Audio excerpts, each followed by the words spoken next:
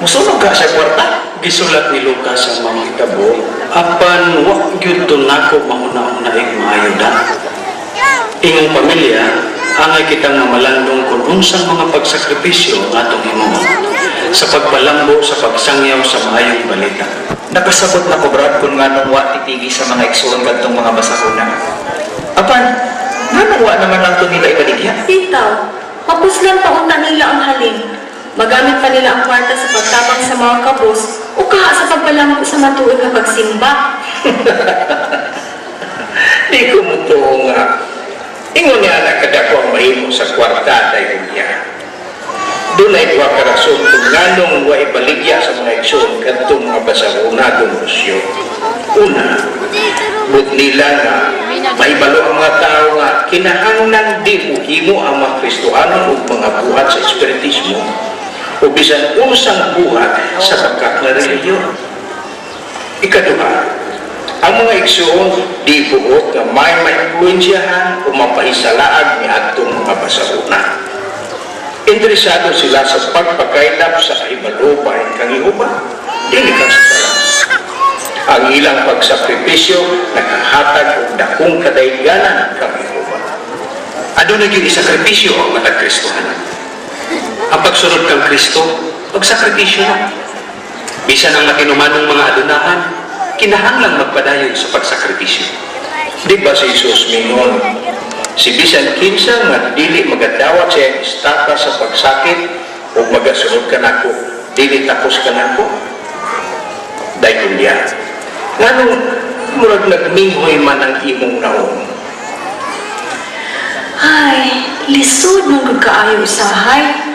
Ako makita si Helen nga dunay bagong mga alahas, bagong sandalyas, nindot nga mga sinina, mga bandana, ug mga pugong sa buhok. Apan ako, wa gyud taw. Sa bilanday, kung huwag ka manianang mga butanga, mas mayo himunan natong simple ang atong kinabuhi. Hinumdumi nga atong Ginoo, huwag ganit dapit nga kapahulayan. Apan si Jehovah, huwag magkulang sa pagkagana kaniya sa iyang mga panginahanglan.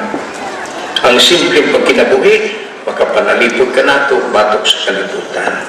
Sugad karon, kung mukhaon gani kong isda, hinumduman jud nako ang giingon ni Jesus kang Pedro. Gihigog mga ba ako labaw panini? Gusto kayo ka doon. Tabi, wala ka na ko. Ihatod ti ka, Brad. Nahala, mamahuli na may mga anak o pagayo-ayo ka mo sa inyong pag-alaga.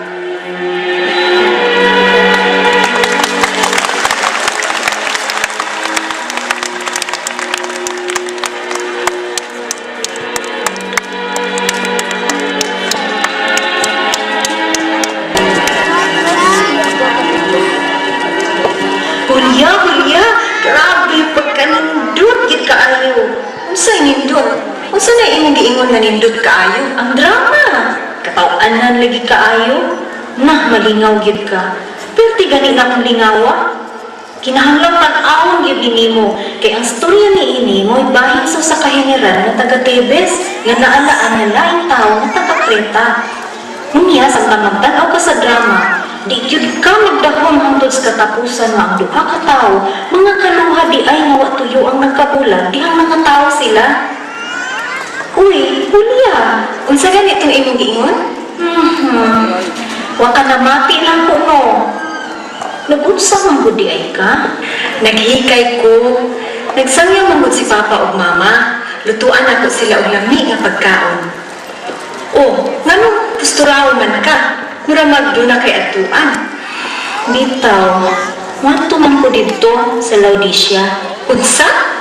Unsa na imo atuon dito? Hay, kanunay na lang yun imong ipalapos ra sa dunggan ng akong isulti. Diba, kiinman ta ka nga si Papa na nagdumala sa pabrika sa Sinina? Doon na sila importanteng sabutan sa negosyo ni Noy gusto. Himalitan man gud kaayo ang sinahol nga dilanang itong nga among gipalit gikan pa sa Laodicea. O diba, nindot kaayo ng pamatiun? Sinayos man gud, nahibalo nga dili limbungan ng mga Kristohanon. Busa, gusto niya ang trabaho niya. Miingon siya nga mga maayong tao kuno mi, ug tinuod na. Sa laktod, gihatagan niyang trabaho ang daghang igsuon. Ug di pa dugay, gihangyo siya ni Papa nga pahatagan ko og maayong pwesto sa pabrika. Niya abi nimo, gusto man sabi kaayo siya drama. Kinsay gusto drama? Sino yung gusto? Kinsa pa? Len, wa ba nimo una-una kung unsay mahitabo nimo kung mubalhin kag puyo sa Laodicea o kung unsay epekto niini sa imong relasyon sa Dios? Ug sumala pa sa akong nadunggan, gusto ka ay babae na si Justo. Ako? Maibog niya? Nung ka,